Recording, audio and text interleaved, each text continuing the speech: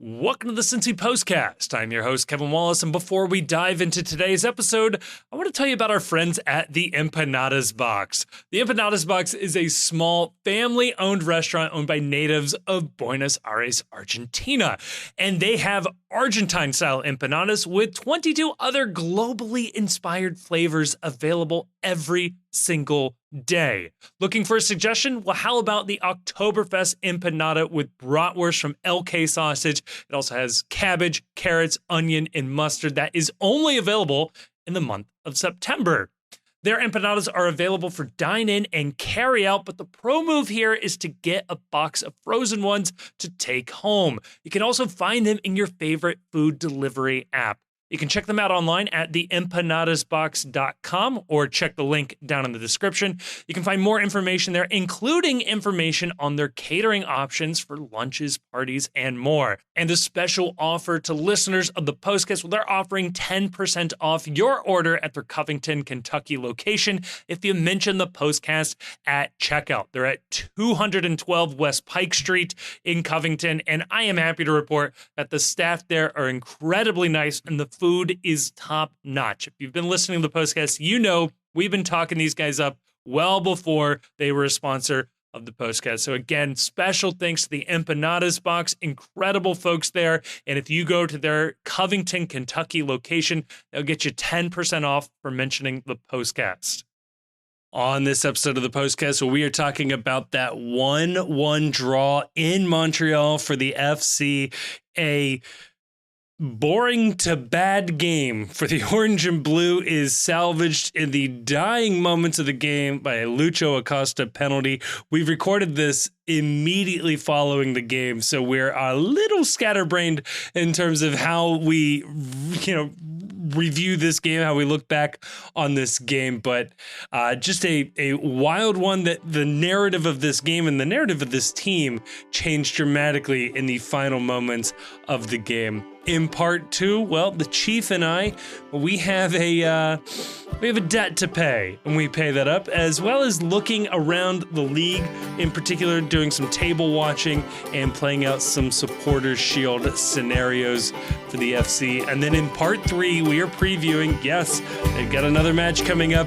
Charlotte comes to town. We get our predictions on that one, and that's going to be your postcast.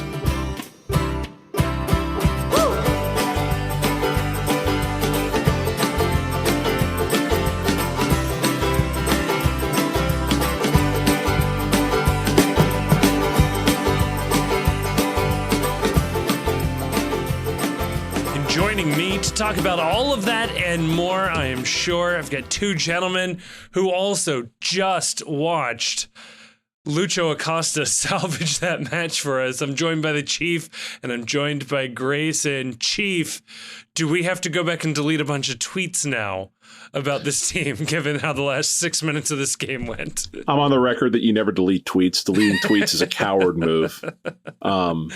Your tweet should be standing. They should be the Ozymandias statue after everyone vacates the X platform. Look on my takes, ye mighty in despair. Only a coward deletes his takes. Takes are formulated in the moment. You can only judge a take based on the time, place, and manner for which it came forth. I regret nothing that I said. At all points prior to the improbable PK, this team was playing like a bunch of bums for which the moment was too big, the pressure was too great, and I will stand by that to my dying day. I think if you were strategic about it, you could say that you were talking about Montreal, that this moment was too big, that they were going to beat the best team in MLS, and that their psyche finally cracked in the final moments. But I wasn't speaking French, so I clearly wasn't talking about them. That is true. Yeah, I also tweeted, I think from the Post's main account, remember when this team was good? So I feel you. Which also could have been talking about FC Cincinnati or Montreal as well. Right. Don't worry, nobody's going to use that shit as like a fucking narrative. No one's gonna take something that we say with any like nuance or jest and then use it as a well, I've seen some people say. Right.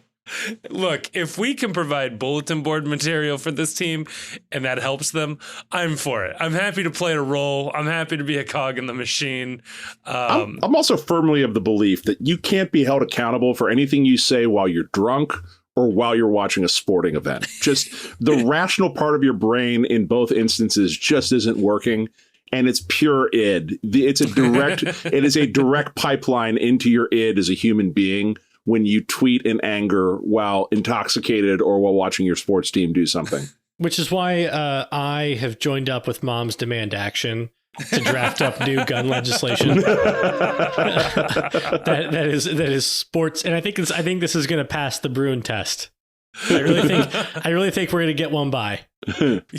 I mean, you're trying to make society better. I drunkenly ordered a Baker Mayfield jersey off DH Gate, so we are not the same.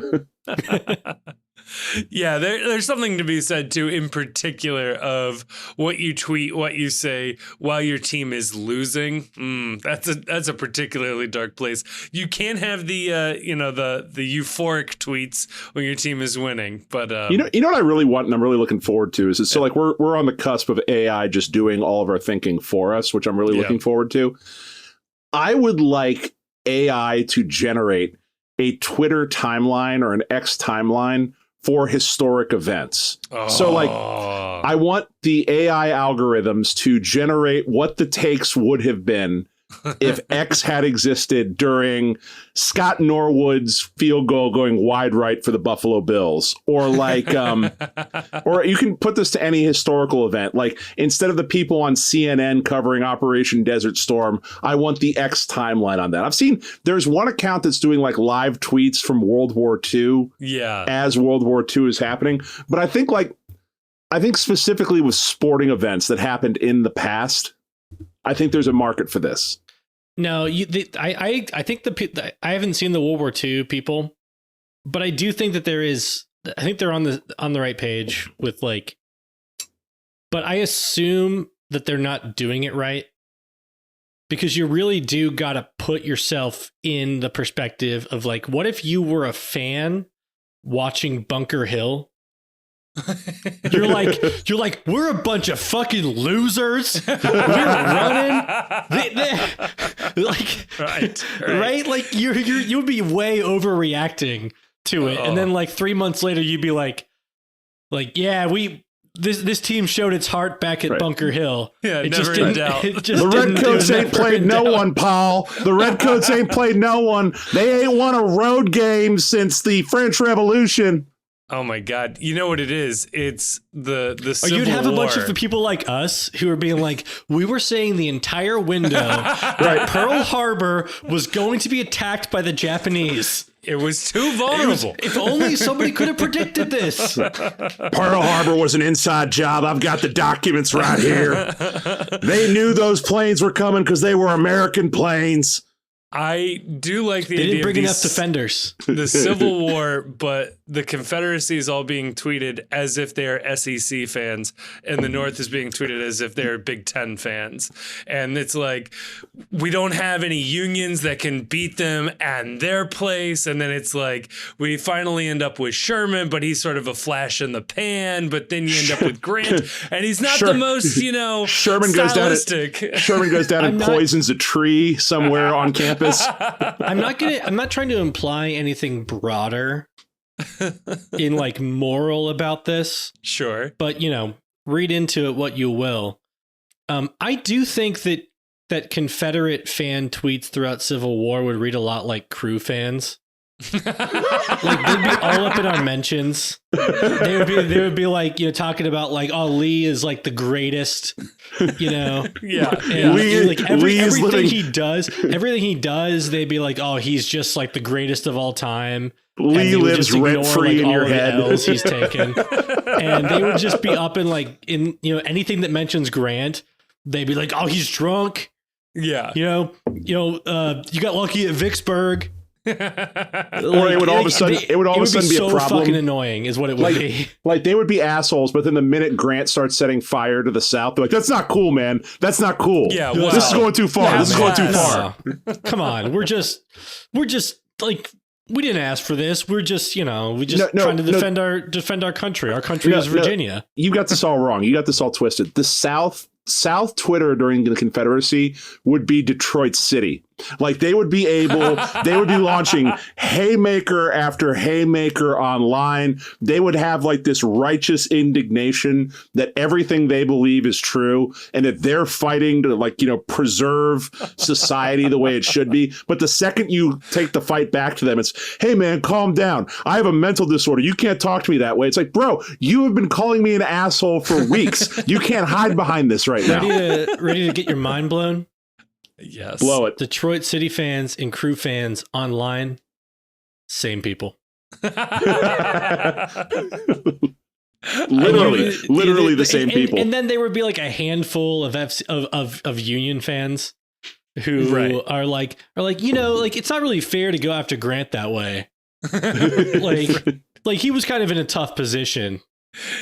When you think about it, the Confederate States of America was basically asking for pro-rel for countries. Right. So. And it is like in like Crew, it's like the same thing. It's like, you were handed like all the legacy, all the privilege, and you squandered it. Lee was married to like a fucking descendant of George Washington. Right. His family, the first family of Virginia. He had a bunch of relatives that fought for the Union. It's just an unforced L. And yet we're expected to like tread softly over the whole thing, just like with Save the Crew.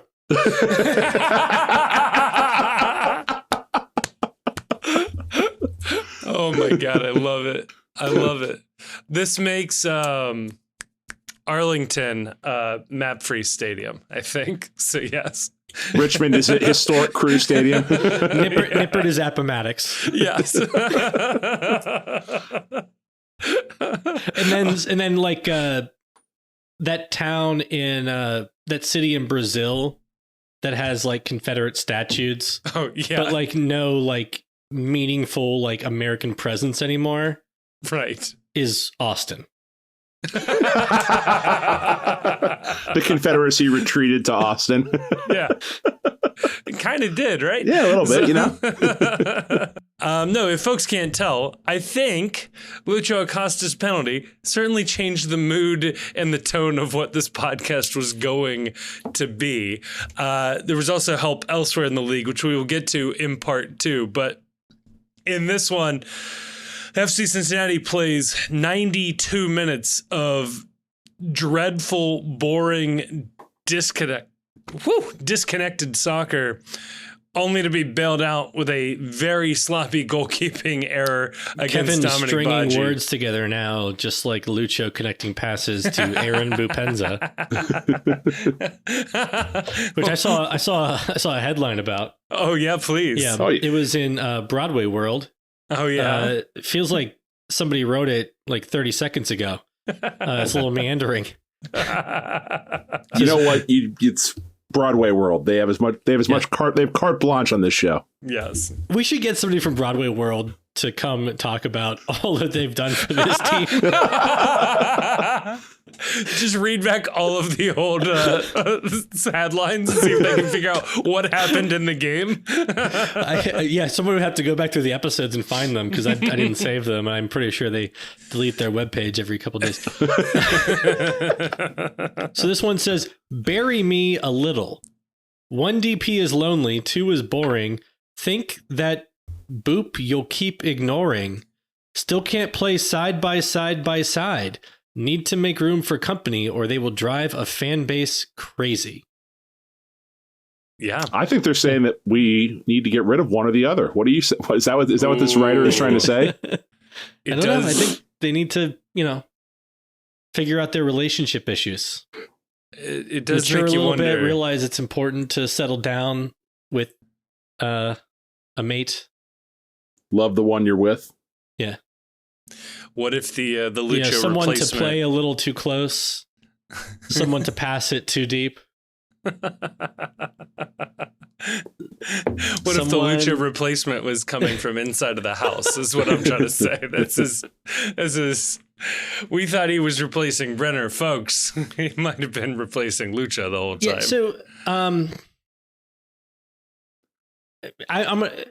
Okay, I'll put it out there before we get into the game. Please. Okay. My hot take for the day, and I want to be clear to everybody.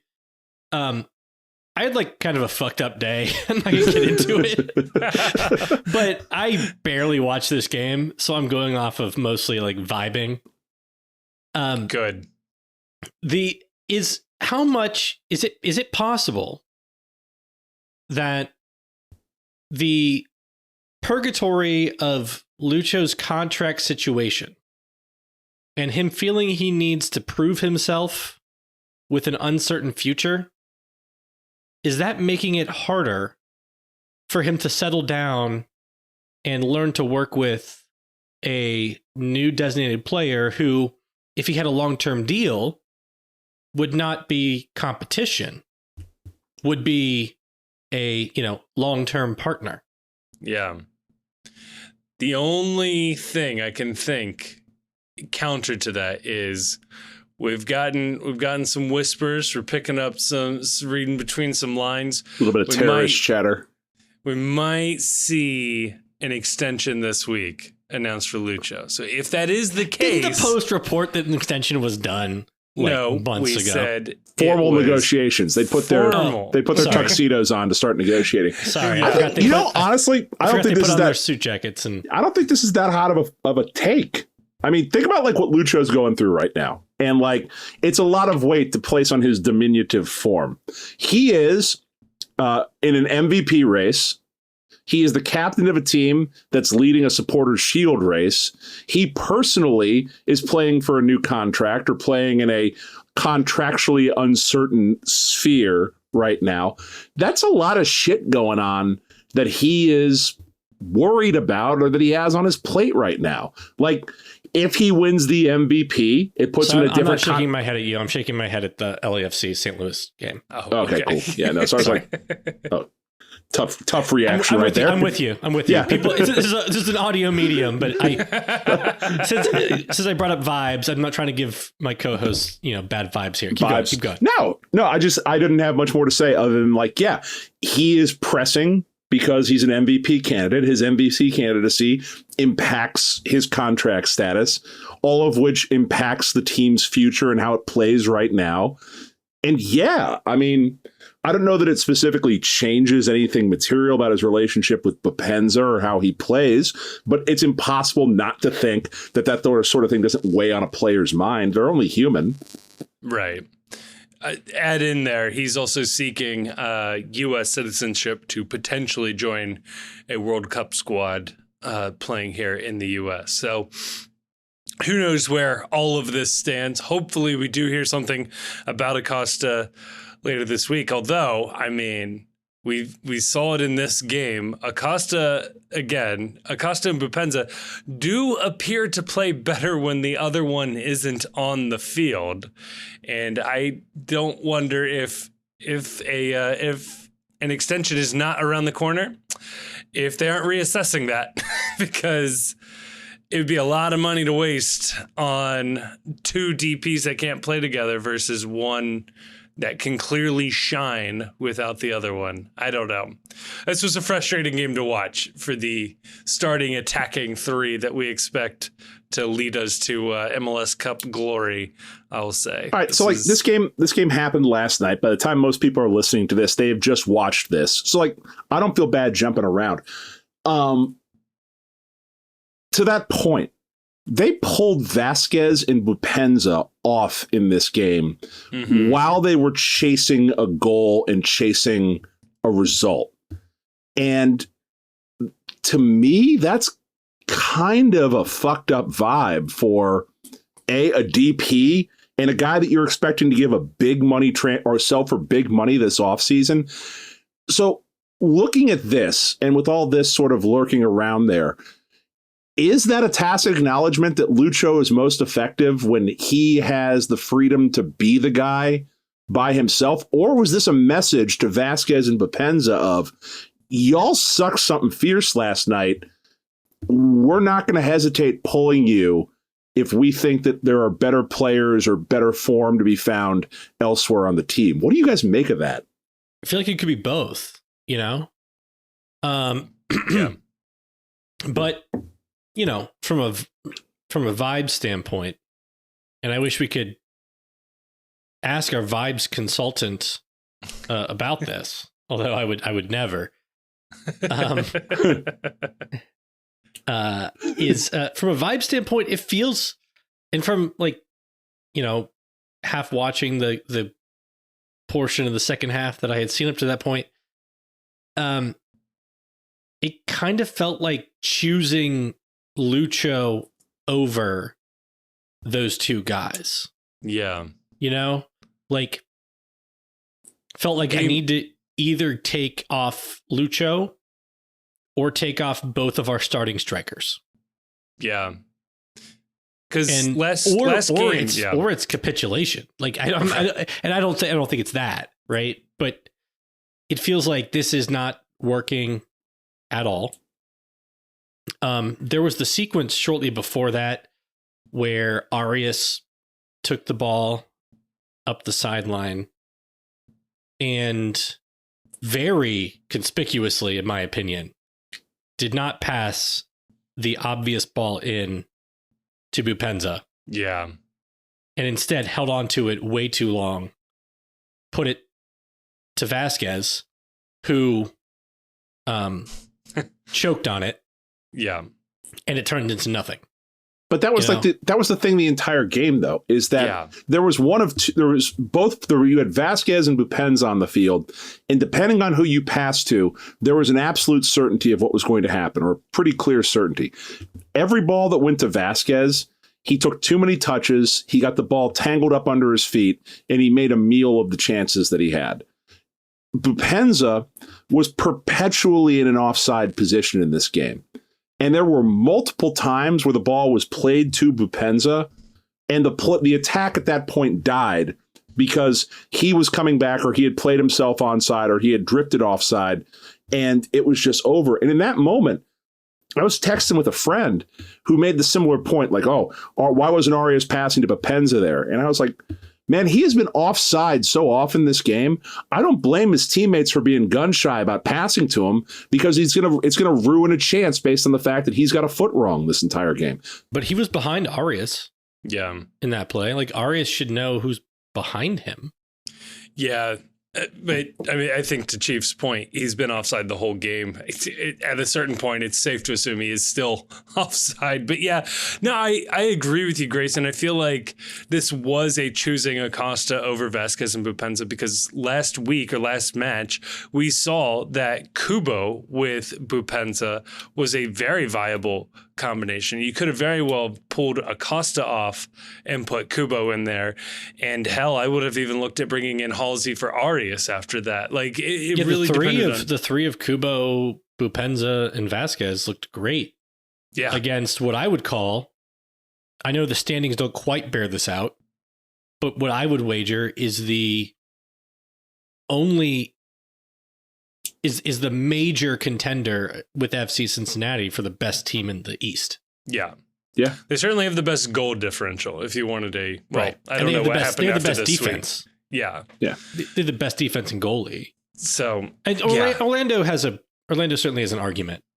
Better offense, I think. But it is frustrating that they can't seem to work together. And I know we've kind of poked at it and joked with it, but man, I'll just say I really hope there is nothing personally between Bupenza and the rest of the team, Acosta and Bupenza. I don't know what's going on there. The body language looked terrible. Everybody seemed frustrated. Not a lot of thumbs up, hey, nice try getting me the ball type moves tonight, or even the previous night. It's frustrating to watch that we got to this point, seemingly, with two popsicle sticks taped together as an offense. We finally got all the firepower, and it's worse than what we had going this summer. I mean, send them to couples therapy. Right. There should be no, I can't imagine what you would focus on in training trust the falls. Rest of the year. Just have them do trust falls. Other than getting Lucho and Bupenza to at least have a good enough relationship to trust each other on offense. You know what solves this problem? Everything else is like everything else at this point is what it is. That's the only point. That's the only part of the team that can meaningfully improve to the extent that it raises the team's ceiling, and it's also the only part of the team that is it's the part of the team that seems most likely to get in the way of 2 trophies. Yeah. You know what you got to do with these two? You've got to make them a tag team and have them challenge for the tag team belts at SummerSlam. Can they coexist? I love this. Send them to Denmark. Have them work in a pastry kitchen together. I would watch the fuck out of this reality show if like they had them take 2 weeks off and they have to start doing tasks together to learn more about one another and sort of get how the other person thinks and how they tick. I would watch the ever-living shit out of this on Apple TV. I don't want to see... Do arena with them. Do arena. Like the Running Man arena? No, Star Trek. Oh, yeah, with the Kirk and the Gorn. Yeah. Or, no, not arena. Do Darmok and Jalad at Tanagra. Do Darmok. Yeah. Do Darmok with them.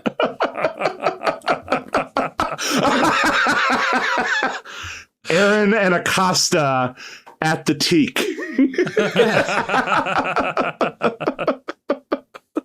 Jeez.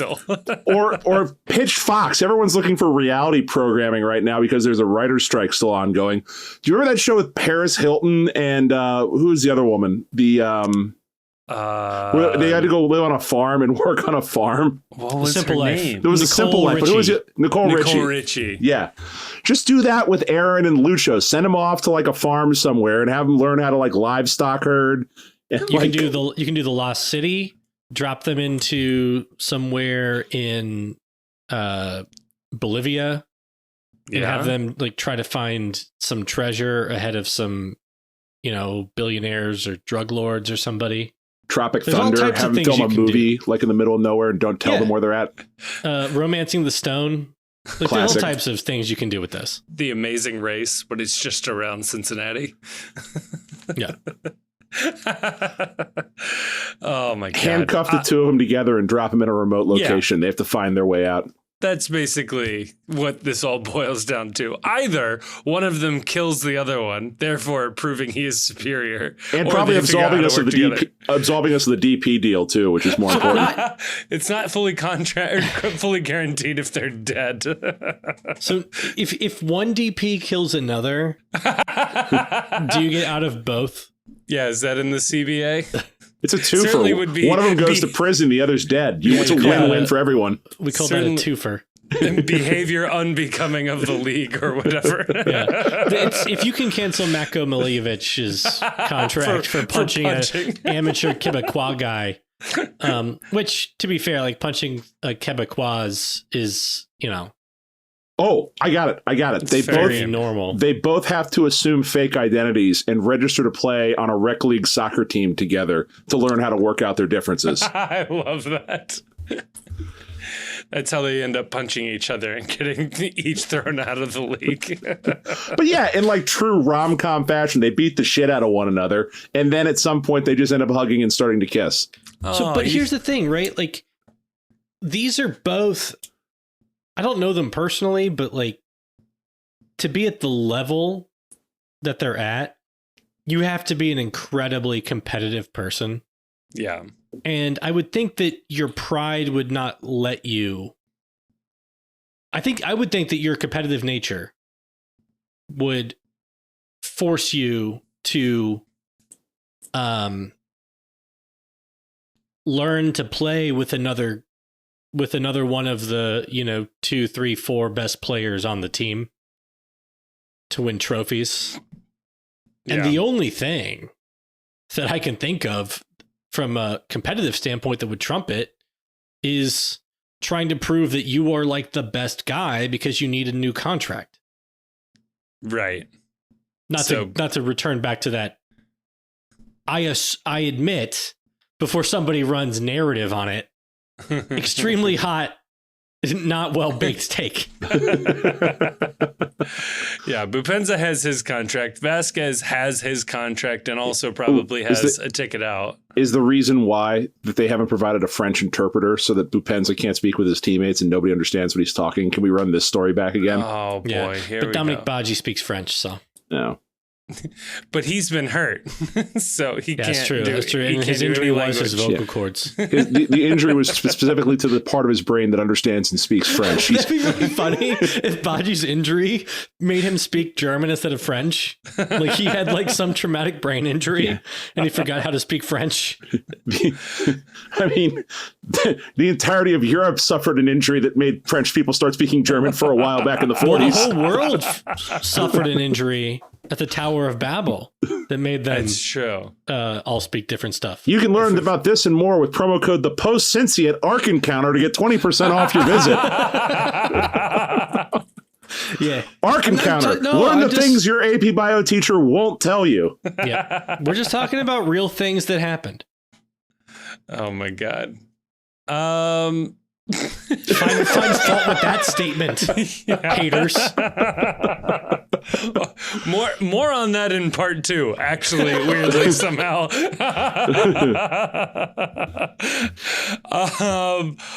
Yeah, I don't know. Looking back on this game, Fatmob has Barial as player of the match. Sure. I don't Why fucking know. not? Like, I don't know. Woboto had a nice match, I think. Yeah. Except he whiffed He on the looked like tackle. shit on that stupid goal. Yeah, except he whiffed on the yeah. tackle that directly led to the goal. But also, how does that goal happen? It's 2 weeks in a row that we. What is Roman doing on that goal? He's just not expecting shots. And Yeah. there's just no, like, somebody like tweeted that he got beat near post. Like, there's no near post or far post when the guy is shooting straight at you. Like, And he only has one angle at Right. the goal. and Roman's even cheating over that way. If you watch it back, he's in a, I'll say, not very athletic position. He's sort of like crouched over and starts shuffling to the right a little bit. Yeah, it's a bad look for Roman. It's a bad look for the midfield. Like you said, Obi clearly whiffs on that tackle that opens up that space. We have once again center backs not stepping up to challenge for the ball. They also almost made the same mistake maybe 10, 15 minutes later as well. Just like nobody stepped up until the final moments where Miazga did. It's so They frustrating. like kind of challenged for it though. They had him pushed over to that side. He kicked it to the only place he would kick it, and it was so far away. And it wasn't like a rocket. No, it was in slow. It was moving in slow motion. It was moving in slow motion. No, man. You watch that back, and the only thought you can have is that Roman. I'm sorry if you're who you think you are and who you say you are and who we think you are with Roman. That's a shot you got to stop from out there. You can't be caught flat-footed on that. Like you've got to be anticipating the shot. Yeah. And it's not like someone was making a run where he was worried, oh, I've got to cover this other direction, or he might play a ball into someone. It was either a shoot or a pass around to set something else up. There was nothing else threatening that could have happened from that position. Yeah. I always like Jonah's. Oh, please. Before people jump on this and like all this, we all think Roman's really good. Right. But you got to stop that shot. We just don't think he did a good job on that shot. You got to stop that People are shot. going to get triggered by another thing I'm going to say later. But let's go on. No, I was just going to say, I like Jonah's frame of looking at this, which is if Roman had saved that shot, we probably would not remember that shot. Like it wouldn't stand out as like a wow, they almost got one there. But the fact that he didn't, that's what really makes it stand out. And that's frustrating. And to be clear, I was also joking. I think Roman Celentano is a pretty good goalkeeper. The first half of this game was dull, boring. Nothing. There's nothing in this. What the fuck's up with this? What the fuck was up with this? What the fuck was up with this announcer's voice? Like this guy. Apparently, I got someone on Twitter telling me he sounds like this all the time. I was kind of worried about making fun of him because I thought I was going to find out after the fact that he just had some horrendous injury to his vocal cords. He's like RFK Jr. Yeah. He's got like a permanent vocal cord injury from his extracurricular activities. Yeah, right. I was gonna say, I think we know where his came from. No, yeah, it was weird. And in the Discord, people were saying they couldn't hear it. I was like, "Are you kidding me?" Like, my mind was exploding at that. Like, Right. how do you not hear this? He's chopping off the final sound of every word he's saying. And between that and his color commentary buddy was acting like he just popped an entire bottle of Ambien and was ready to end it all. Like, just like, hey, I don't know. It's a tough thing FC Cincinnati's going through right here. They didn't step up to contest that shot. And I mean, the fucker sounds like, I don't know, just as good as the commentary team was last time. I was about to make a reference that like 10 people would get, that he sounded like Ted Winkler, but like no one's going to get that reference outside of a very narrow portion of the Cincinnati legal community. Oh, I don't know who you're talking about. He does, actually. I assume if I knew who you were talking about, I would understand completely what you're talking about and agree with it. Nice. Right up there, too, constantly calling Santi Arias was blowing my mind. Like, he's a fairly well-known player in the world of soccer. He's not like some academy kid we promoted up. And it just goes back to this idea of like, I'm not sure how much homework these commentators are doing. And I also don't know what other jobs these commentators have, but this certainly feels like their full-time job and they're not doing a very good job with it. Like, say what you will about Tommy G. My man was up to date on his pronunciation guide of every team. To a certain extent, I got at the start of the season. It's like, well, not everyone I wanted to get a job was going to get a job with Apple. Right. But listening to this guy today, it's like, how the fuck did Mike Watts and Tommy G not get a gig? Like, that's insane. So I don't know their situation, but I in my wanderings, found my way onto a crew Reddit thread about announcers. Ooh. And they mentioned that on an episode of the Massive Report, okay, a crew announcer who was not hired by Apple said that Apple used a consultant that was also an agency for announcers. And that no announcer was hired who did not have an agent. That would do it. So I'm like I said, this is a thing that I saw that apparently one of the crew announcers who wasn't hired said on Massive Report. Then I'm going to believe it's true immediately with no further verification, because that sounds That sounds truthy right there. It does feel emotionally true. Right. Like Hassan Minaj's stories. Right. Yeah. He's living his truth, and I appreciate that, and I respect that. Yeah. That truth is now my truth. So thank you. I've incorporated that into my worldview. And that was legitimately, that was the only take I had about the first half, was how awful this announcer was and how difficult it was making the game to listen to. Yeah. Second half, I felt like FCC was the better team, but just like this offense couldn't click. And that's kind of the story of this game. Yeah, like it was you had Arias with a point blank. Was that in the second half or first half? He has a point blank header that he puts like 2 feet wide. I think that was the first half, but yeah. First half, yeah. Bupenza put a point blank header over the goal. Right. Yeah. So like it was another game where it's like they had chances, like a lot of chances they created, and it was just they weren't the finishing. The last 10% of what you need to do to score a goal repeatedly wasn't there to a frustrating degree. I love this. I mean, just running down the top line stats. We won possession. We won the expected goals battle by over 2 points, just 2.25 to 0.18. We had more shots, more big chances missed, more accurate passes, more fouls committed. We were offsides more, and we had more corners. That's a lot of FCC playing to a 1-1 draw with a lucky penalty at the final moments.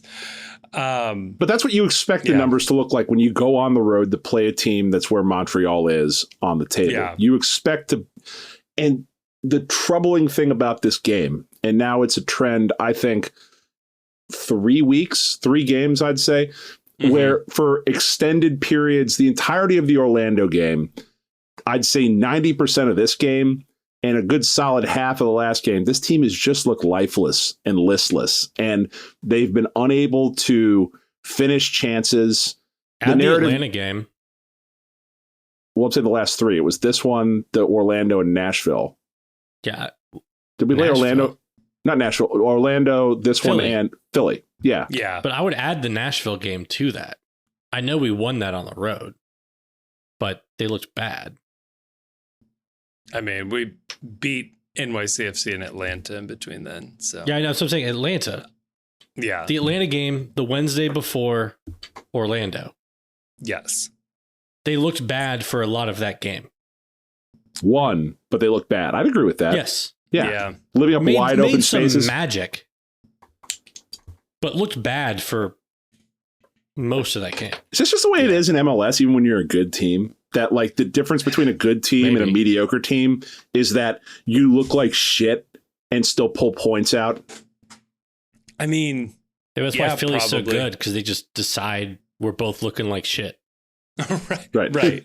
Philly has the ability to, at a minimum, drag a good team down to a shit level. Philly's like, we're all going to look like shit, and then we're just going to hammer the ball at the goal a couple of times. It's going to go in one of them. We're going to hit this, John, and score a couple of goals, okay? I mean, especially when you look around, like, and we'll do this in part 2, but when you look around at how some of the other teams did, like, even the teams that are surging only surge for, like, 2 games. It's like nobody has sustained a period of success quite like FCC has this season. To be fair, Montreal comes into this game needing it a lot more than we do. Yeah. And that's something that's going to be happening a lot these next 5 games, which we can go into later. But yeah. Or we could go into now. Is there anything else we want to talk about on this game? I want to talk about Matt Miazga's dumb fucking yellow card. Yeah. And I want to know, I don't know how dumb so it wasn't worth it, but like he puts it's, I would love to see, look. I don't think it was a yellow. It was a dumb play, but it wasn't a yellow. I don't think it was a yellow either. Oh, okay. So I have the holdout here then. I don't think it was a yellow either. He very clearly tried to throw his body into that. He got too close. He got too close to the goalie, and you're putting yourself in a position where that is often given. Yeah. Okay. He wasn't like close to making a play. No. So like I don't know like what he thought reasonably he was doing. I do want to make this defense is way, way, way better with Matt Miazga on the field than any other defender that we have. Yes. Okay. If I hear one person say that they heard somebody hating on Matt Miazga, I'm not going to do anything.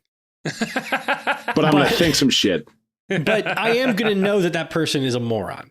Right. Okay. Because obviously Matt Miazga is an incredibly important part of this team. Yeah. And if this team is going to reach its ceiling, it needs Matt Miazga on the field. Can I offer a different opinion here on this? Okay, go for it. Just let me finish my thought. Matt Miazga has more dumb yellow cards than anybody I've ever seen. Oh yeah. I would love to see like a supercut of Matt Miazga's yellow cards, because I feel like half or more of them are not contesting for the ball or during a dead ball. Yeah. Yeah. And you can't do that. Right. You have to be on the field. Can I offer a different point here though before you but hold on. Oh. And I just want to say, fuck me then. I think he's defender. I think he's defender of the year in MLS.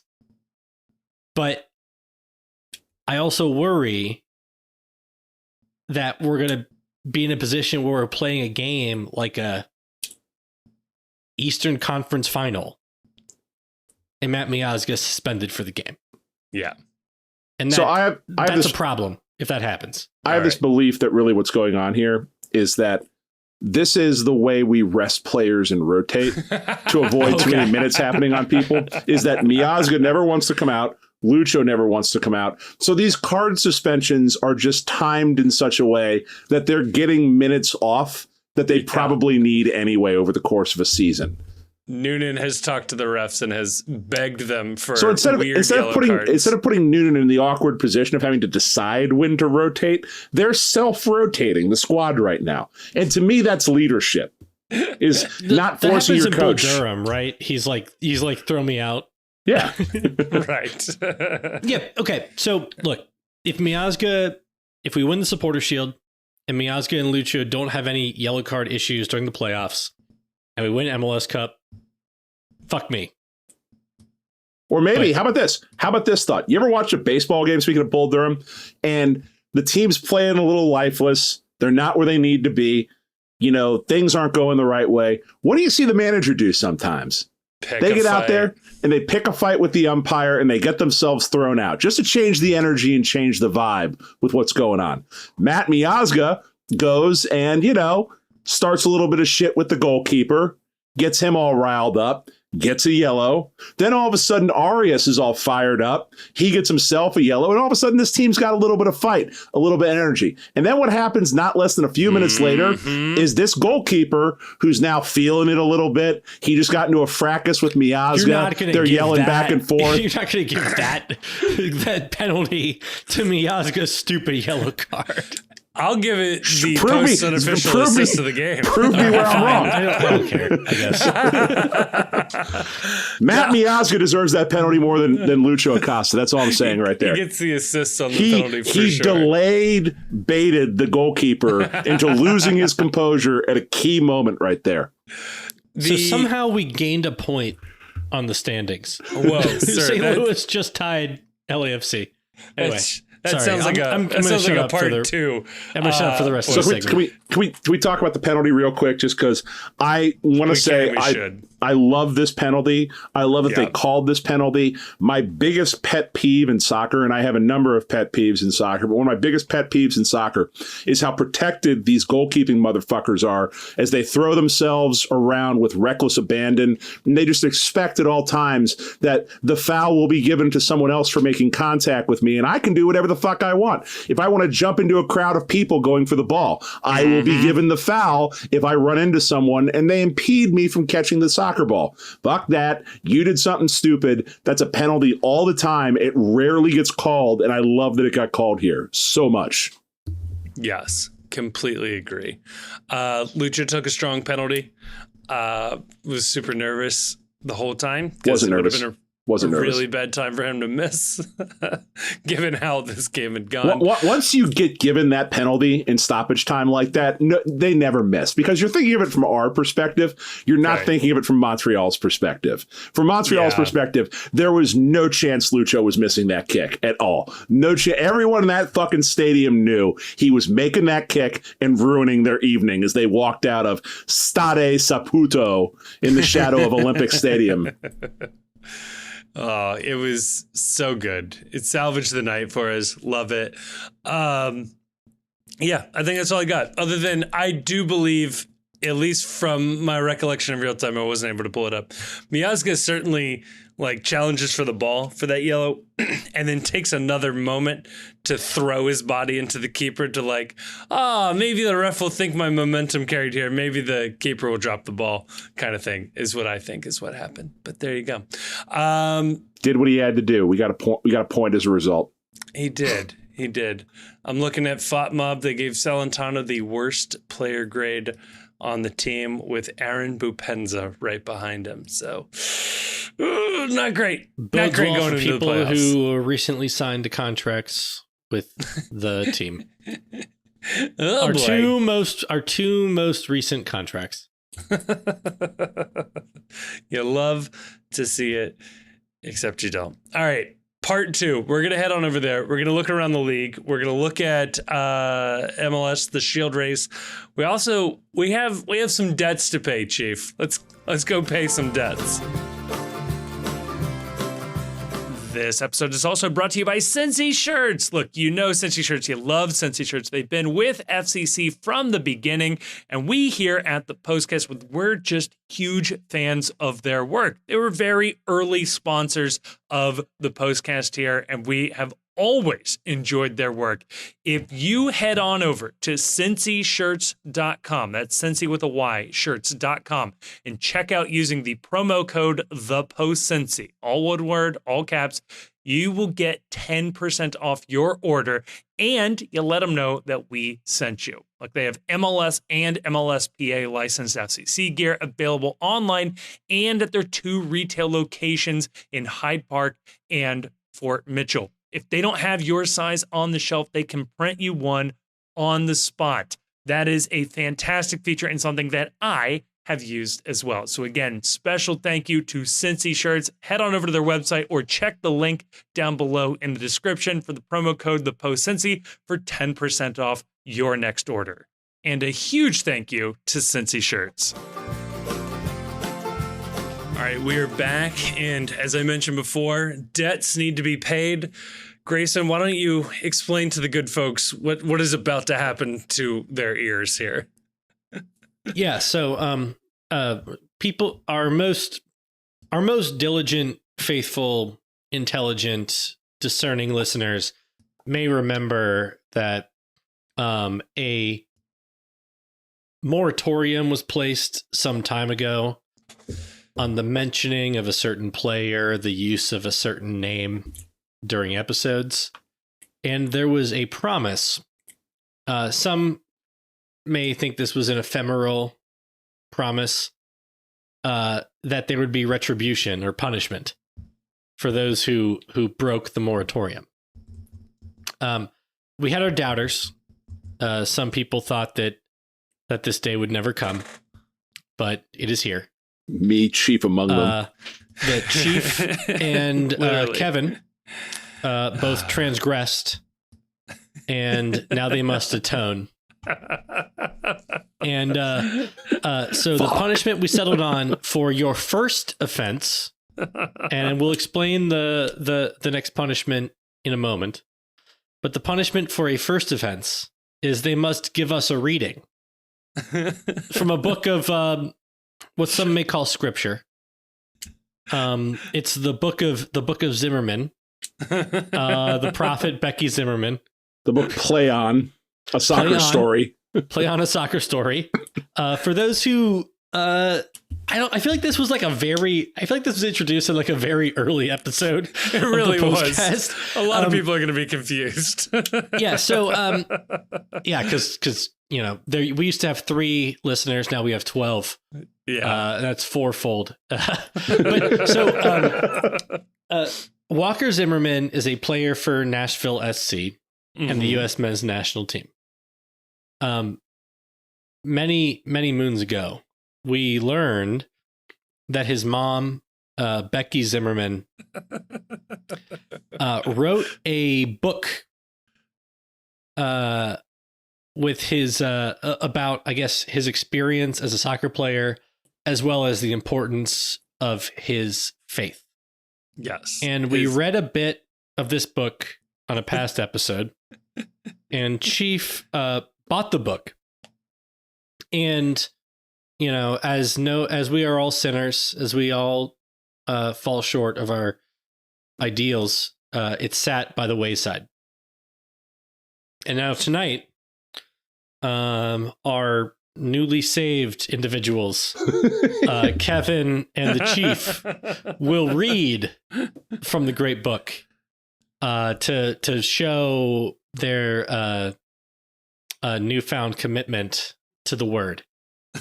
I guess I was the first transgressor here, so I guess I'll go first. So we picked pages completely at random, or we allowed Grayson to pick pages completely at random out of this book because he is the lone among us who is without sin in mentioning he who must be named. So I guess we'll start this in the traditional Catholic method. Bless me, Gary, for I have sinned.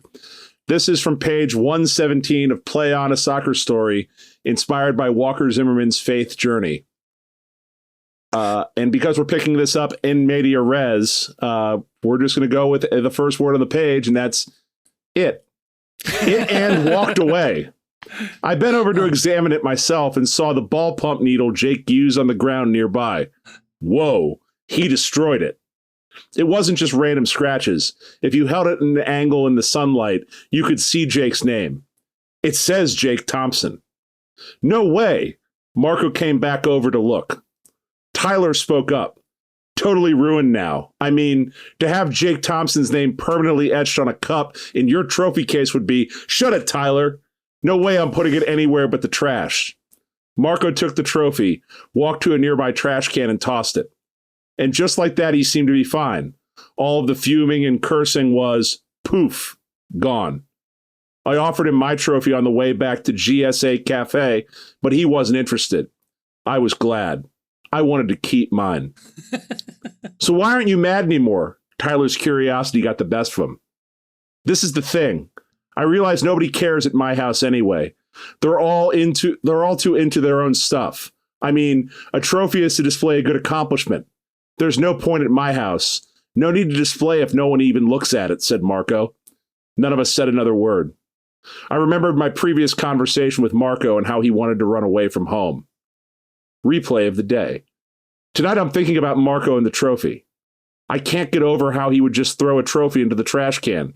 I mean, it had Jake Thompson's name on it, but still, we worked hard to win that, and Marco was a huge part of the game. It's dark in my room. The streetlight shines through my blinds and highlights my trophy. The word of Walker Zimmerman. Wow. I'm glad that we had the flashback. Because you know, it's I am not one to question the word, but sometimes it's tough to decipher. Right. And you do need to have it spelled out for you. Yeah, I feel like I got a real sense of something that was happening in Walker Zimmerman's life right there. I did get a sense that something was happening for sure. Something about Jake Thompson. I don't know who Jake Thompson is, but now I want to know more. Yeah. He sounds bad, to be honest. Maybe if I oh wait, no, we have a different punishment. We're not going to read another page of this book, so I never have to worry about this again. No. Well, you don't. You have another page. But I do. So again, play on a soccer story inspired by Walker Zimmerman's Faith Journey, written by not Walker Zimmerman. Again, we're picking this up mid sentence here, mid page. I'm on page 25. Chosen by Grayson at random. I would start at just the first complete sentence, but we come in too late with the next sentence. So here we go. Me about God. And as I looked at the stars as far as I could see, I just knew there's a longing, a home I'm trying to get to, and a creator/dad who wants me. My Bible says this, and I'm going to nitpick this in a moment. We're quoting scripture here now properly. You know me inside and out. You know every bone in my body. You know exactly how I was made bit by bit, how I was sculpted from nothing into something. That's Psalm 139:15 from the Message. Now hang on, let's keep going. He made the earth by his power. He founded the world by his wisdom, stretched out the heavens by his understanding. That's Jeremiah 51:15. From the NIV. Folks, that's two different versions of the Bible. That's not coming out of the same book. Read the book. Read the book. You give life to everything, and the multitudes of heaven worship you. Nehemiah 9:6, NIV. Know therefore today and take to your heart that the Lord, he is God in heaven above, on earth and on earth below. There is no other. Deuteronomy 4:39. He has made everything beautiful in its time. He has also set eternity in the human heart, yet no one can fathom what God has done from beginning to end. Ecclesiastes 3:11, NIV. I want to point out the Deuteronomy one didn't mention the version of the Bible. When I read these verses, something in me says, yes, I'm not going to lie. I think Nikki feels this way too. And then we get a prayer. Prayer. So God, I'm reading that you know the stars by name and that you know when one is missing. There's so many. I want to believe you would know if I was missing too, and that I mean more to you than a little star among billions of stars. I want to know you better. Do you know my name? I believe that verse says, you have set eternity in my heart because I just sense somewhere that you are real and that there's more than just this world. Thanks for what you're showing me.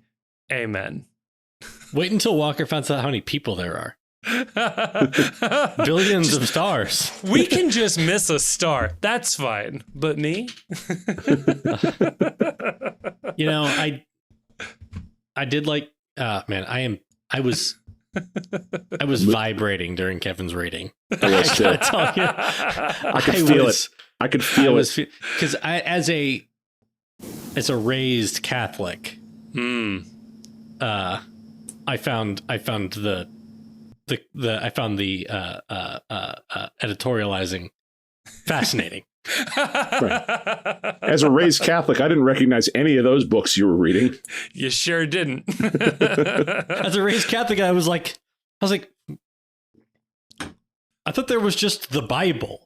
Right. Oh, the King James Version. You'd like to think there's just the Bible, sir. Right. There are at least 16,000 English translations. Which of Matthew, Mark, Luke, and John is Jeremiah? Is that some foreign language name for John that I wasn't aware of?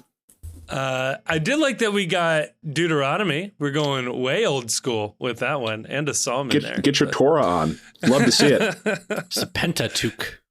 I don't know how what I just read could possibly fit into the story. Now, I could maybe see like the general, but like 25 pages in, we're pretty heavy on the religion for a faith journey. Like, yeah, we're already there. There's no journey. We're already at full faith.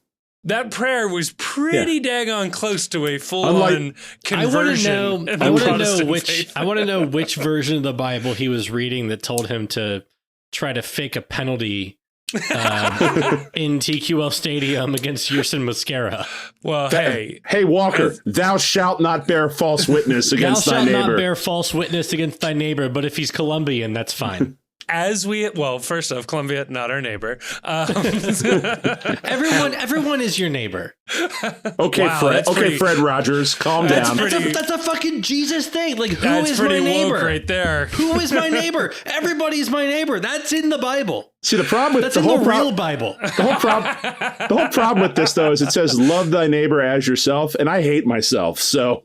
You get a carte blanche on hating everybody else. I think you found a loophole there. I'm not a fan of me. I was going to say Friar Tuck, Ray Gaddis taught us that God does allow them to do these things sometimes. To push buttons. Yeah. See, listen. In response to the lawyer's second question and his attempt to redefine who qualifies as his neighbor, Jesus tells the parable of the Good Samaritan, Luke 10:29-37. Jesus makes it clear in this parable that a neighbor is anyone around us, regardless of their ethnic, religious, or socioeconomic status. But it does imply proximity. Around is debatable. Right. No, I moved to a nice neighborhood for a reason. Yerson Mosquera was certainly around Walker when Walker ran by him and faked a foul. That's a fair point. Oh gosh. The Lord doesn't allow you to push buttons unless you're Jewish and it's the Sabbath and you need a Sabbath goy. Right. You need then the elevator just stops at all the floors for you. You need the reverse button where you push the button to make it stop working. Otherwise, it's permanently working. So that was the punishment. And Walker Zimmerman for infraction number 1, which we are all on. Kevin and I are on infraction number 1. Grayson is yet to commit his first infraction, for which he will be forced to read a page from the play on A Soccer and Faith Journey. We'll try to find more King James for you if it comes to that, Grayson. So I do want more opportunities to get canceled by talking about people's religions. It's all good. It's all fine. I've got nothing against somebody's individual religion. I do find the weirdness that this player's mother wrote a story kind of loosely based on him and his high school self fight. It's very weird. I think it's fair to say that's weird. People will not. A lot of people will not remember this because they didn't listen to the episode. That's fair. But in the episode where we found out about this book, I read a passage that's in the Amazon preview for the book. Yes. Where the author, who, as you may remember, is Walker Zimmerman's mom, writes a passage where Walker Zimmerman notices a girl sitting in the standings watching him play soccer. Oh, yeah. And is attracted to that girl. That's right. So this is a book where the mother imagines her son being attracted to a girl and having son feelings. And I believe And everybody's also, in high school in they're this. all in high school, yes. Yeah, real. There's a lot of things you wouldn't want to touch with a 10-foot look, pole. I'm not a psychiatrist. I'm not a psychologist. I'm barely a person. I'm not in anything. I'm just a guy. Just talking. I'm just a guy. I'm just a guy with a podcast that has 12 listeners. Yeah, I'm just pointing stuff out. I don't want people to take it too seriously. I'm just pointing stuff out. No. Draw your own. We're a draw your own conclusions, do your own research podcast. We are. Always have been, always will be. Yep. Speaking of Walker Zimmerman, Nashville lost. No, wait, Nashville won. Wait. Speaking of doing your own research, Yeah, we got to announce the penalty for strike 2. Okay, so strike 2, strike 2. We have decided that we promised everyone that we would not be mentioning his name. And we take that pledge seriously. His with a lowercase h. Don't worry. Yeah, about no. We've moved on from the capital H. We'll leave that to Becky. So Grayson still is on infraction 0. If he commits a first infraction, he'll have to read a page from the book. Kevin, you and I are in trouble. If a second infraction of the do not name him occurs, the person committing the second infraction will be forced to buy a ticket and attend a showing of the movie Police State, a new film by Dinesh D'Souza, available only in theaters October 23rd and 25th. Can I go a step further? Can I suggest a step further? They need to write a book report, as it were, of the movie and post it somewhere on Reddit. Or on the Post. I mean, or just on the Post. Yeah, I do love people not listening to the postcast and stumbling upon a fawning review of the new Dinesh D'Souza film on our soccer website. Oh, they must have been hacked. But no, everything else just picks up No, as we were normal. not hacked. This is just what we do. and let This me is tell normal. you, let me tell you something.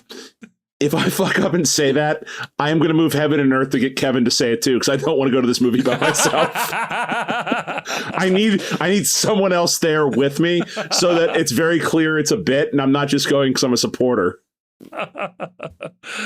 Oh man. I want to be clear. We love all our listeners. All 12 of you. All Yep. 12 of you. If you like that movie, that's good. I agree with you. If you like that movie and want to sponsor us, Dinesh, I like you even better. Now we're talking. We're gonna have mergers. I think it's good to be a free thinker. It's important. And accept good points. Yeah, it's important for a free society to have a free exchange of ideas. We can all agree to this. Let's talk about the rest of the league real fast. Let's do our own research on the Shield race. As far as the numbers I'm seeing, we could potentially. Wait, I'm seeing bags of numbers just walk out my door. I've got footage. They were delivering numbers in the middle of the night after these games had already wrapped in the 90th minute. I don't know what's going on here. I mean, that is such a good parallel. You could fall asleep after the FCC game and St. Louis could have won, and you wake up and go, what the hell? Why is our lead smaller? Where are these points coming from in the middle of the night? This is an outrage. We have a 9-point lead. We gained a point in the standings somehow. on the Supporters Shield in race. the dead of night, sleepy Pat Noonan. Sleepy Pat Noonan managed to smuggle in with how many meals was it? 2,000. Brought in some MLS points, and we are now 9 points clear of St. Louis and Orlando in the Supporters Shield race. Philadelphia has a game in hand. They're still lurking out there. We have a game in hand on St. Louis. If you give Philadelphia and New England 3 points for their game in hand, which I know is not, yeah, I know it's not the right way to do it, but if you give them each 3 points for the game in hand, they should have to play that game and earn all 3 points. Yep. That's the way we should do it. Yep. But those are the closest, quote unquote, closest teams. Yeah. Because if they won their game in hand, they'd be 8 points behind. Right. So we are 8 or 9 points ahead, however you want to imagine that, with that game in hand. And there are, for FC Cincinnati, 5 games left in the season. Things are certainly coming down to the wire. There was the possibility this week that the Supporters Shield could have been wrapped up this coming weekend. That will not be the case. However, it can be wrapped up by next weekend. We need Orlando, St. Louis, Philadelphia, and New England to continue to drop points. Draws are fine in this case. We need them to not win. And Cincinnati needs to be winning their games. If Cincinnati can win the next 2 games, they will have virtually locked it up. If SEC can draw the remaining 5 games, they will have locked up the Supporters Shield. Yeah, we're not going to run through all the scenarios because it's there's a lot. It's boring to say numbers. Yes. But Philly and New England have the highest ceiling. Yes. They can get to 66. So if we won the next 2 games, we'd be at 65. Yeah. So and Orlando can also get to 65. We need basically, Orlando to drop a point, Philly and New England to drop 2 points, and we can have the Shield wrapped up by the end of September. That would be nice. Would certainly, the big thing here is that we want to avoid needing the last 2 weeks of the season. That's Atlanta and Miami. I know Miami's a weird team right now. They're going through some stuff. It certainly feels like they're putting all of their eggs in the open cup basket right now. Some weird substitutions in their midweek game this week. Here's the other thing too. It's that you very much get the sense that you don't want this team to play with that kind of pressure of a collapse or play with that thought. Mm-hmm. There were stretches tonight where I said it in the group chat that we were on, that it felt like the moment was getting too big for this team, and that you could get a sense that a lot of the frustration that this team was showing on the field wasn't just frustration about tonight, that there was something bigger at play. And the bigger thing at play is that, like, they are on the 5-yard line. Like, the goal line is in sight right now. And last year in this moment when they played Chicago at home with a chance to wrap it up, they absolutely spit the bit last year under that kind of pressure. They eventually got the job done the next weekend in DC. But the last thing I want is this to linger and to even put the thought out there that, oh my God, we might be screwing this up. So get it done now. I would tweak the analogy somewhat. I would say, like, the ball on like the 25 or 30. I think this team seems to be like kind of floundering with like kind of like an amorphous goal. But nearly every time they've had like a very short-term defined goal, like get something out of this game. Yeah. They've gotten something out of the game. But like starting the game, like, well, let's just play our game and win this, right? They seem to be struggling with that lately. Yeah. So it's like if you're like at the 30, if you're like the 30-yard line and you got to figure out an offense to get in the end zone, yeah, they may be settling for a field goal. But if they were on the 5-yard line and it's like you have to punch it in right now, I think they could do that. And which is like, I think that like, I still feel pretty good about this team in a playoff game, in like a win or go home game. Interesting. Yeah. I would still like to see, you know, more, because I think the sum of the parts can be a bit higher than it is. Mm-hmm. I do think that they're in like a little bit of a weird spot where they just kind of know that it's very likely they're going to win the Shield. They need to get a combination of like results on their own, and other teams need to do things. And other teams like Montreal have more clearly defined goals where it's just like, oh, we need to get results. Yeah. Or we're not going to make the playoffs. Ugh. I think there's a psychological component to that. I want them to be killers who are just right. Like, we're just doing headshots every game. Yeah. But there's also this too, for like, just purely based on the math right now. We were talking about this before we started recording, and not to get too deep into like numbers and shit. FCC's on 59 points.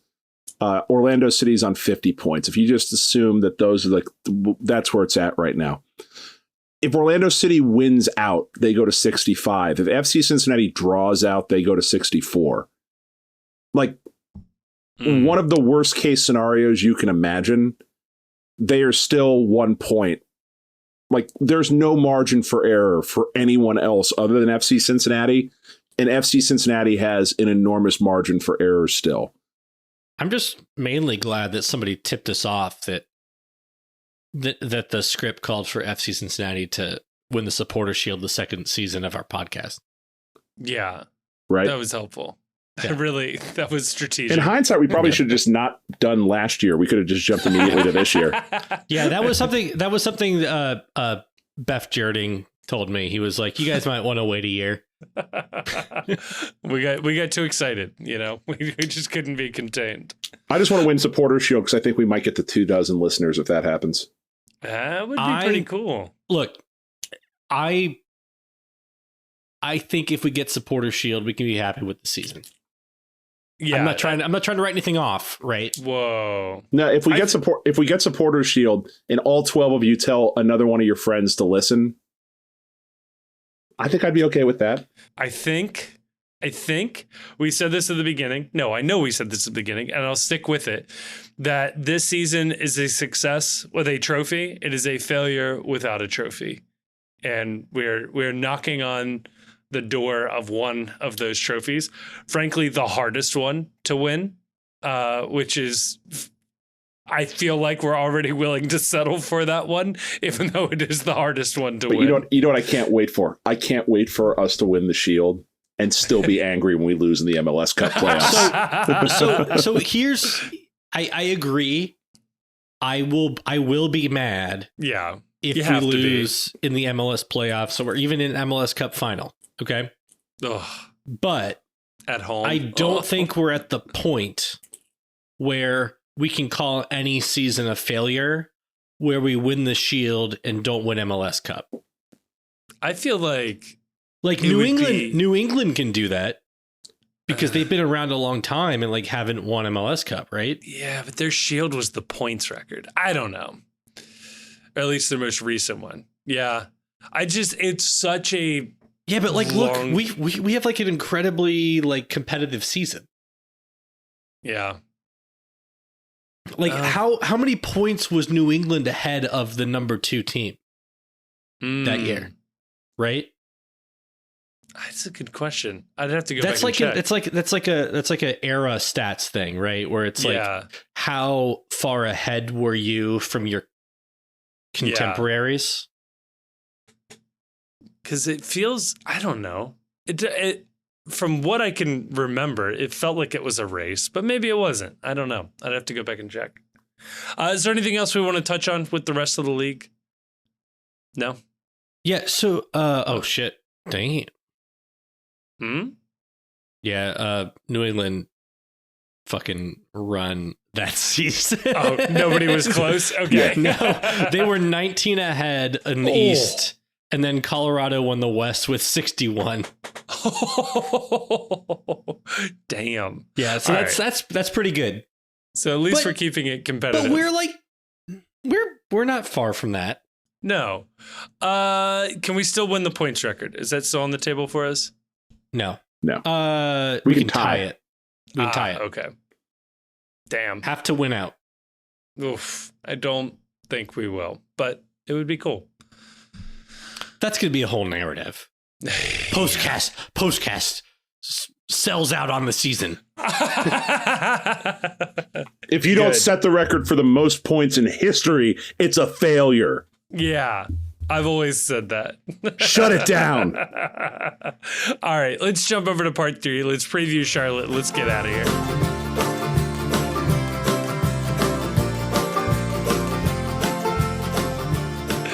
All right, we are back. It is part 3. We are going to do our patented, incredibly in-depth preview of Charlotte coming to town to face FC Cincinnati.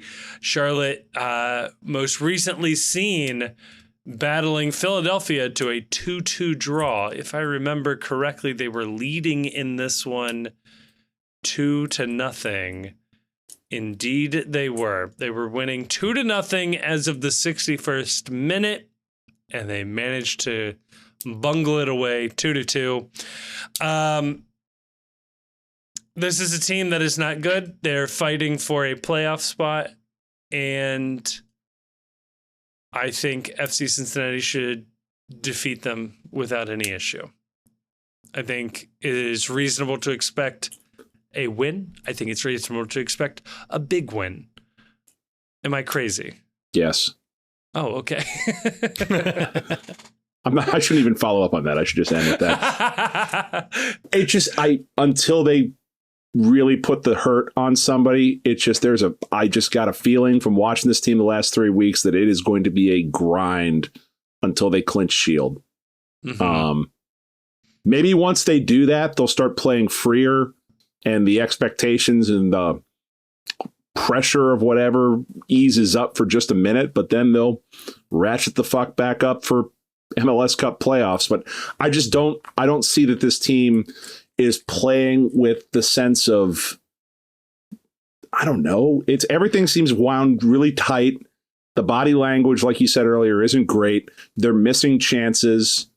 It's just not right between Vasquez, Lucho, and Acosta right now. Mm-hmm. Or Vasquez, Lucho, and Bopenza right now. And until we see some proof that it is okay, I don't know how you can say, oh yeah, we're going to run this team right now. Yeah. They talk about this, especially around the NCAA basketball tournament, teams passing the eye test. I think FCC is currently failing the eye test, despite the results generally going their way. I feel like that's kind of been the narrative on the season, but in these last 2-3 weeks in particular, it just hasn't looked clean. It hasn't looked super decisive. In fact, the last time we've seen them look that decisive was against New York City FC. Charlotte's worse. So that's kind of what gives me hope there, is that we get Charlotte not on a weird turf stadium.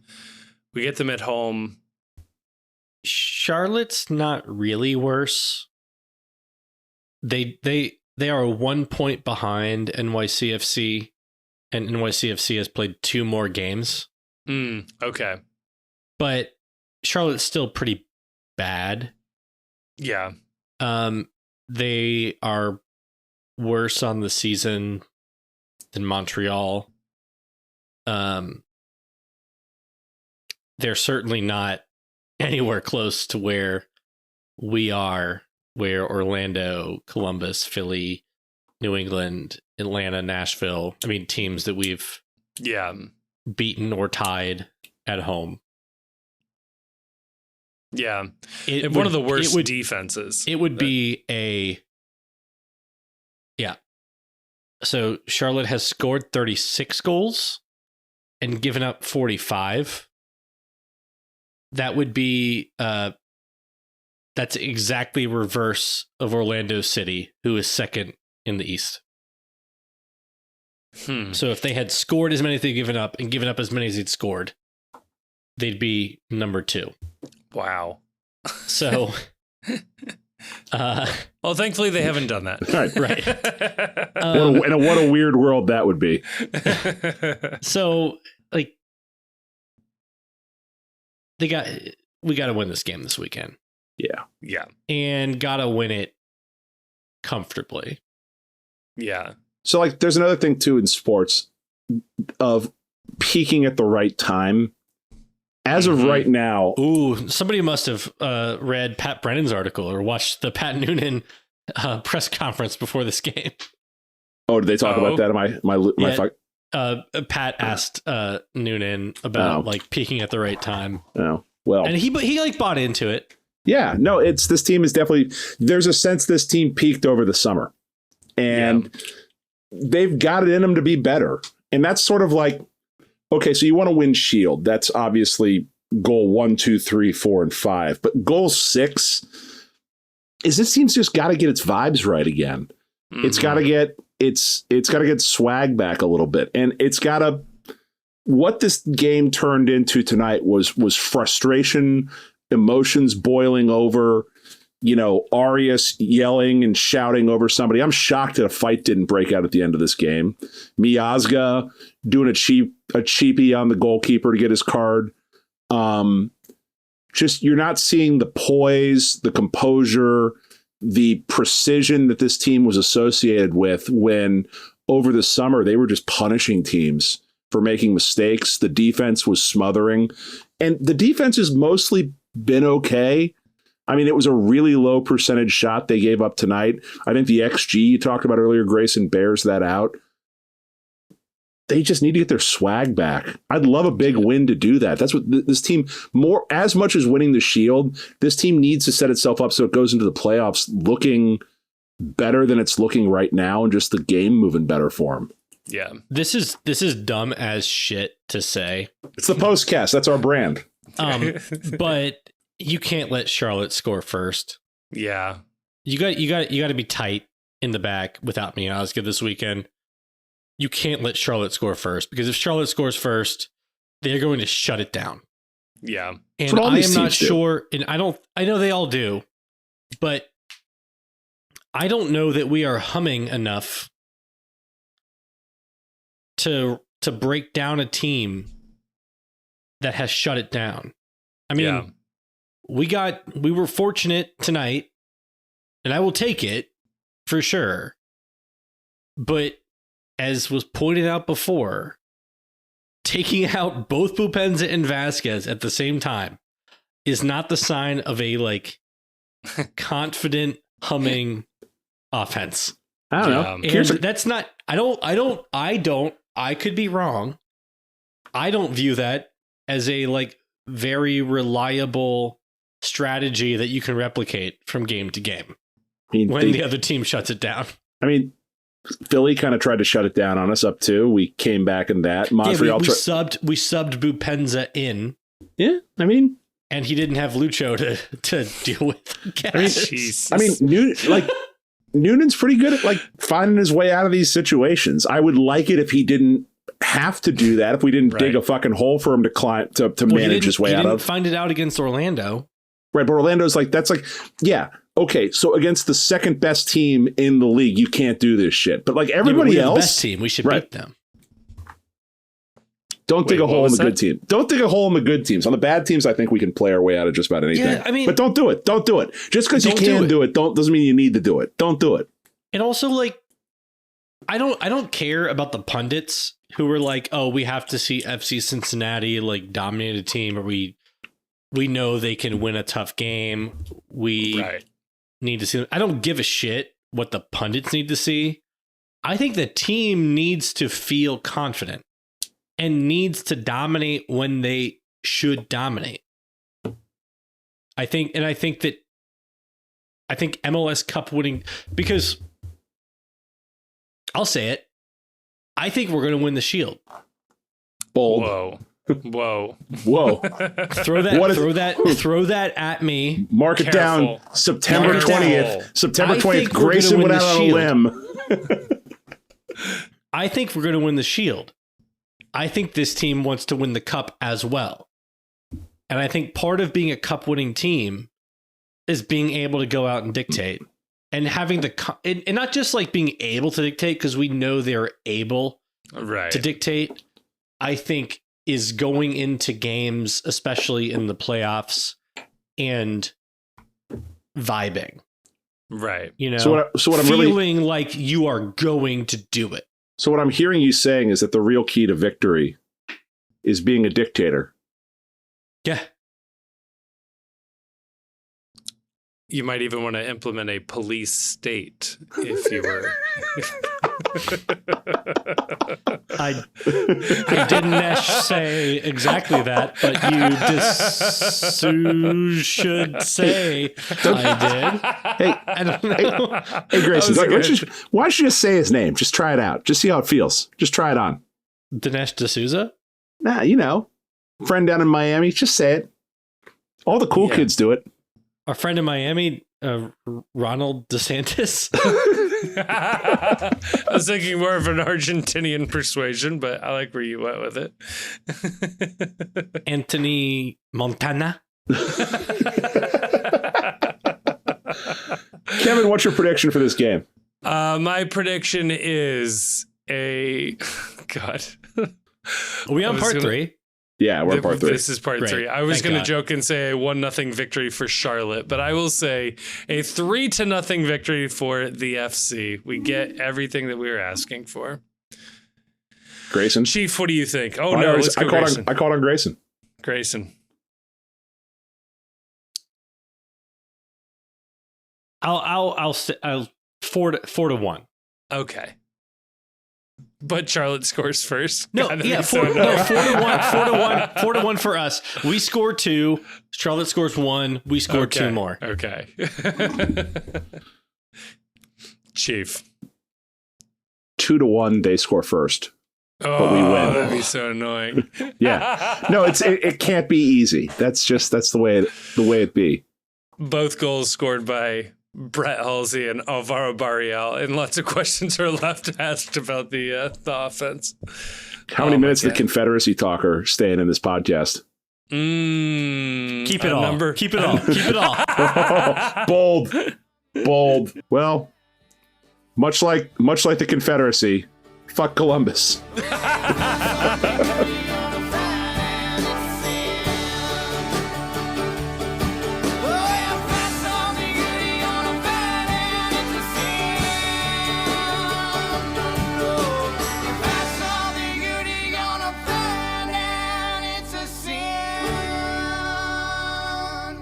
Thank you so much for listening to this episode of the Cincy Postcast, which is a production of The Post Cincy. You can check us out at thepostcincy.com for all of our written content, as well as links to our social media. You can follow us on Twitter, and as well, you can join us on our Discord server. You can find links to that server both in this episode description as well as on our website. That is where most of our conversations are going on. We have a lovely community there talking about FC Cincinnati, MLS, anything and everything else and everything in between. We also want to give a huge thanks to Jim Trace and the Makers for providing all of the music you've heard throughout this episode. They're an amazing local Cincinnati band. Again, more information about them is in the description of this episode. And if you enjoyed what you listened to, and you've made it to the end, so I'm going to assume you liked it, or you just can't reach your stop button, please like us, review us, subscribe to us wherever you are getting your podcasts. That is going to be really, really helpful. But more importantly, share this with a friend. A personal recommendation helps spread a podcast so much further. So please share this if you know somebody in your life who's an FC Cincinnati fan, an MLS fan, somebody that you think would enjoy this. Pass it on over. Thank you so much again for listening. It blows me away that people continue to listen to us. And thank you so much again.